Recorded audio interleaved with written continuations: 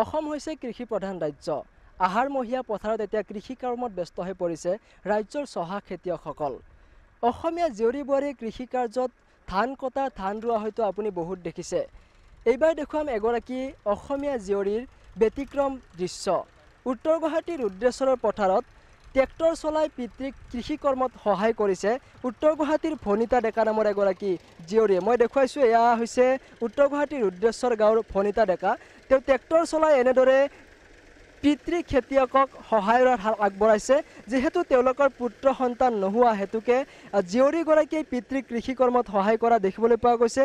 এই মুহূৰ্তত উত্তৰ গুৱাহাটীৰ ৰুদ্ৰেশ্বৰৰ পথাৰত এনেদৰে হাল বাই ট্ৰেক্টৰেৰে হাল বাই তেওঁ পিতৃক কৃষি কৰ্মত সহায় কৰিছে। মই দেখুৱাইছোঁ প্ৰাগ নিউজৰ দৰ্শকসকলক ভিডিঅ' জানি অনুপ দাসে এনেদৰে তেওঁক যি উত্তৰ গুৱাহাটীৰ ৰুদ্ৰেশ্বৰৰ কৃষি পথাৰত এতিয়া এনেদৰে ট্ৰেক্টৰেৰে হাল বাই পিতৃক কৃষি কৰ্মত সহায় কৰিছে। যিহেতু সাধাৰণতে আমি দেখিবলৈ পাওঁ যে অসমীয়া জীয়ৰী বোৱাৰীসকলৰ যি কৃষি কৰ্মৰ লগত জড়িত হোৱা এক অতুলনীয় অৱদান আছে আৰু তেনে ক্ষেত্ৰত কিন্তু অসমীয়া জীয়ৰী বোৱাৰীসকলে যি ধান কটা ধান ৰোৱা হয়তো আপুনি বহুত দেখিছে। আৰু এইবাৰ প্ৰাগ নিউজৰ দৰ্শকসকলক মই ব্যতিক্ৰম দৃশ্য দেখুৱাম। যিহেতু এই মুহূৰ্তত মোৰ লগত ভনিতা ডেকা আছে, মই কথা পাতিবলৈ যত্ন কৰিম। বৰ্তমান যিহেতু আহাৰমহীয়া পথাৰত কৃষি কৰ্মত ব্যস্ত হৈ পৰিছে কৃষকসকল আৰু তেনে ক্ষেত্ৰতে খেতিয়ক পিতৃক সহায়ৰ হাত আগবঢ়াইছে এগৰাকী জীয়ৰীয়ে। মই মন্তব্য ল'বলৈ যত্ন কৰিম কেতিয়াৰ পৰা তেওঁ কৃষি কৰ্মৰ লগত জড়িত হৈ আছে। মই যিহেতু পিতৃ হৈছে তোমাৰ এগৰাকী খেতিয়ক, উত্তৰ গুৱাহাটী ৰুদ্ৰেশ্বৰৰ এই পথাৰত কৃষি কৰ্মত তুমি ট্ৰেক্টৰ চলাই পিতৃক সহায়ৰ হাত আগবঢ়াইছা, কি ক'বা, কেনেকুৱা লাগিছে? ভাল লাগিছে, মোক দেখি যাতে চবেই কৰক সেইটোৱে মই আশা ৰাখিলোঁ। কেতিয়াৰ পৰা চলাই আছা? এবছৰমান হ'ল। কেনেকুৱা লাগে এনে চলাই? ভাল লাগে। এই যি পথাৰত ধান ৰুব, হাল বোৱাৰ পিছত কি ধান ৰুব ইয়াতে বা কেতিয়া ধান ৰুব পাৰিব? আৰু 3 দিনমান পিছত আৰু ৰুব পাৰিব। ট্ৰেক্টৰখন চলালে হয়তো তোমাক সকলোৱে লক্ষ্য কৰে যে কি এগৰাকী ছোৱালী মানুহ হয় ট্ৰেক্টৰ চলাইছা, সকলোৱে চাই, তেতিয়া কেনেকুৱা অনুভৱ হয়? ভাল লাগে। কেতিয়াৰ পৰা এইবিলাক চলাব খেতি পথাৰত নামিছিলা?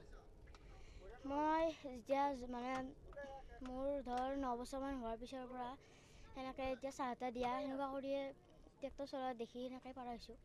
বৰ্তমান দেখিবলৈ পোৱা যায় ছোৱালী বা যুৱক যুৱতীসকলে কৃষি কৰ্মৰ পৰিৱৰ্তে আন যিসমূহ আধুনিক যিসমূহ কৰ্ম আছে সেই কৰ্মসমূহত জড়িত হৈছে।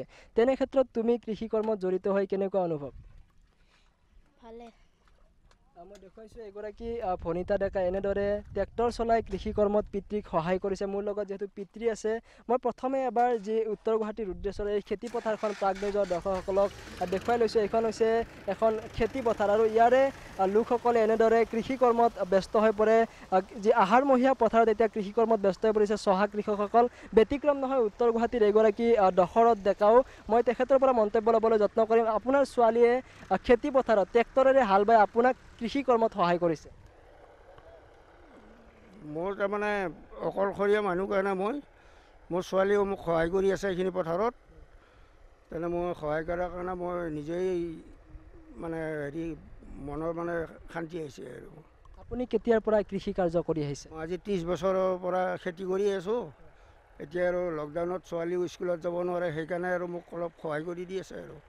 যেতিয়া আপোনাৰ ছোৱালী ট্ৰেক্টৰ চলাই হাল বাই থাকে, তেতিয়া আপুনি যেতিয়া বাহিৰত ওলাই যায় তেতিয়া আপোনাক সকলোৱে প্ৰশংসা কৰে বা আপোনাক কয় যে আপোনাৰ ছোৱালী ট্ৰেক্টৰ চলায়, তেতিয়া মনলৈ কেনেকুৱা এটা অনুভৱ আহে? তেতিয়া মনলৈ মোৰ তাৰমানে মোক সকলোৱে চিনিয়ে পায়, সকলোৱে কয়ে ছোৱালী কেনেকুৱা শিক্ষা দিছা বুলি। মই বোলো মই কৰিব পৰা কাম কাৰণে কৈছে আৰু যে যাতে বেলেগেও অলপ উৎসাহ হওক।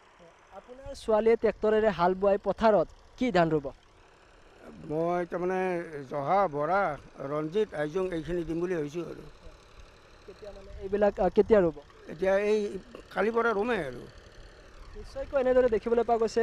প্ৰাগ নিউজৰ দৰ্শকসকলক ভিডিঅ' জানি অনুপ দাসে দেখুৱাইছে যিহেতু কৃষি কৰ্মত জড়িত হৈ পৰিছে এতিয়া উত্তৰ গুৱাহাটীৰ এই দশৰথ ডেকাৰ পৰিয়ালটো। আৰু দশৰথ ডেকা যিহেতু এগৰাকী চহা কৃষক আৰু গতিকে তেওঁৰ জীয়ৰীয়ে তেওঁৰ কৃষি কৰ্মত সহায় কৰাৰ কথাই হয়তো এতিয়া সকলোৱে প্ৰশংসা কৰিছে। আৰু এনেদৰে এতিয়া ৰাজ্যৰ সমান্তৰালভাৱে উত্তৰ গুৱাহাটীৰ ৰুদ্ৰেশ্বৰতো দেখিবলৈ পোৱা গৈছে কৃষি কৰ্মত ব্যস্ত হৈ পৰিছে কৃষকসকল।